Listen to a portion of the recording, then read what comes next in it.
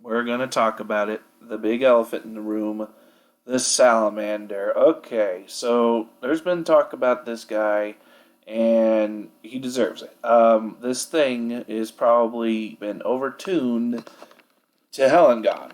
But let's talk about strategies with him. Let's not get this may not be the end all be all that we all think it might be. Currently, it can be and can be quite annoying, but the Salamander can definitely make you that guy in your game group. So just be aware of that. So why is the Salamander so good? Well, his damage output is absolutely through the roof for his points cost. For 80 points, you essentially get 6 wounds that is doing mass that is pretty accurate at 3's a hit, 3's a wound at -2 Ren and D3 damage. And if you hit on a 6, then you're doing D3 mortals on top of that. So, in place of that, excuse me. You don't continue the wound, you just replace it. And that's not even to say, well, okay, so it's a really good shooty guy, so he's bad in combat. Well, no, the Salamander is arguably probably just as good, if not worse, if not better in combat, depending on where you put him, because he is just a little less attacks, but then the same profile. Unless you are Coalesce, and it's the exact same profile. But that's not even including because he has got the skink keyword. He can be benefited from the Chief on Stegodon command ability to get extra close combat attacks, so now he's got even more Burning Jaw attacks. He can be benefited by the Skink Priest to be +1 to hit on things. And I am double checking the Skink Priest. The is it +1 to hit in melee, or is it just +1 to hit all the time? And 1 to hit for attack. So now you can make him even more accurate and even more deadly. Now, thankfully, on the skink side, as far as I can tell, there is no addition to wound. So you're still winning on 3s, but it's winning on 3s. It's still pretty good. And with this unit, you essentially have the important skink. The Salamander is the important guy. But then you have 3 ablative wounds that are the skink handlers that your opponent, unless they have a specific target that model and kill it, like say Bone Reaper Catapult or something like that, you're just going to be putting damage off to the skinks first. And if you're Coalesced, like I was talking about earlier, with having additional bite attacks, then you're -1 damage, and so it just takes longer to even get through this unit. What even sends this even more into you're a douche, you're that guy at the tournament, you're that guy at the store strategy, is that Salamanders are not artillery, they are not behemoth, they're not anything that is limited.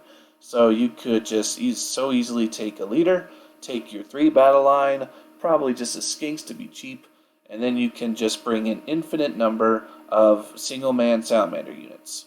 I mean, you're never going to win deployment that way, but they're probably never going to kill because they have to kill each unit that has 6 wounds on a 4-up save, and individually, and they'll just overkill everything. It's kind of similar to Tau shield drone shenanigans, except that each drone has like a meltagun on it, which is just nuts.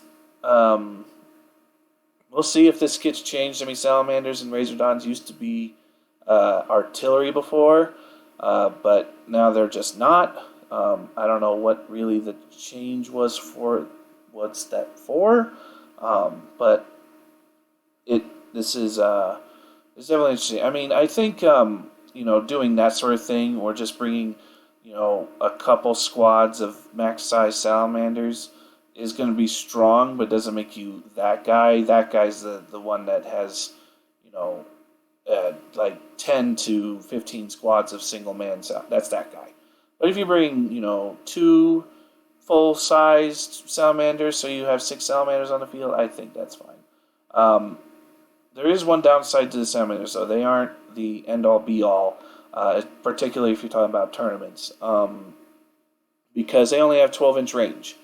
And as far as I can tell, with everything else I've looked over a million times, there's no way to increase that range.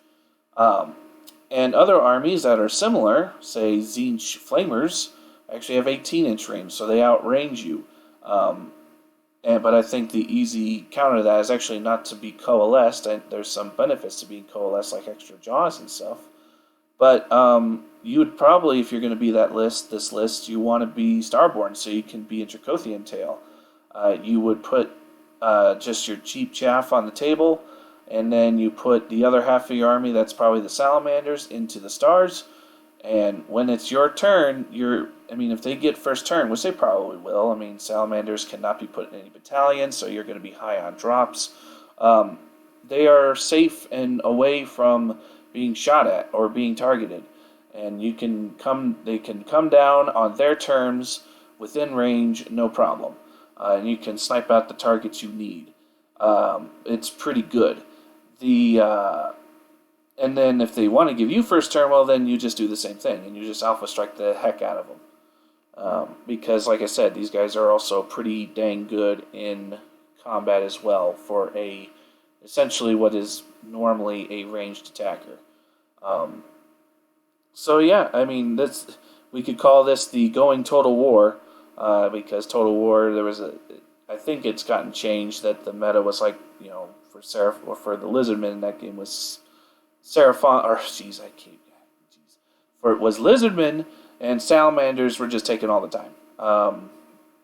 And that's where the clip from the beginning of this was. This is essentially what the competitive scene might look like for Seraphon.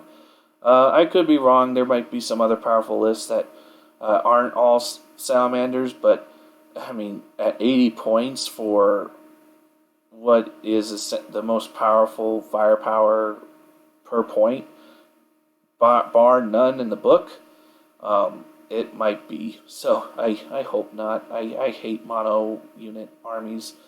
I want to bring the big dinos. I want that to be the competitive thing, and it might be, but it's like, well, if this just crushes everything, well, then that's just bad game design. So I will have to see. So I hope you enjoyed this video. We'll do some more wacky and some more down to earth, what the tournament scene might actually be, strategy videos tomorrow, and hope you tune in for that. See you next time.